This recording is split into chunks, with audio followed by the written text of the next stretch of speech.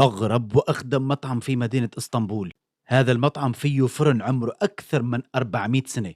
هذا الفرن محافظ على طريقة تشغيله اللي عمرها أكثر من 400 سنة. Bu sistem 400 yıl önce bulunmuş.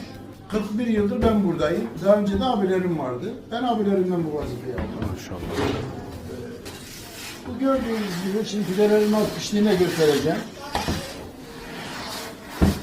Şimdi bu gördüğünüz pideler alev görmeden, gördüğünüz gibi ateş yok içerisinde. Bak, burada ısıyla pişiyor.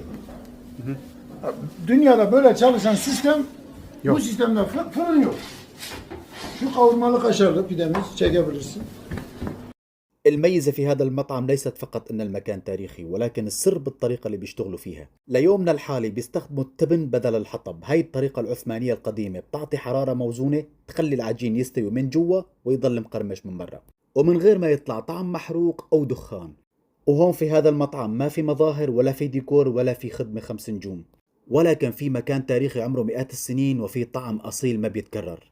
ولو بدك تعيش اسطنبول الحقيقية الأثرية لازم يكون هذا المطعم موجود على جدول زيارتك. وإذا وصلت بالفيديو لحد هون لا تنسى تشارك الفيديو مع أصحابك وتتابع الصفحة وتعمل سيف للفيديو لأنك مهتم بزيارة اسطنبول عن قريب.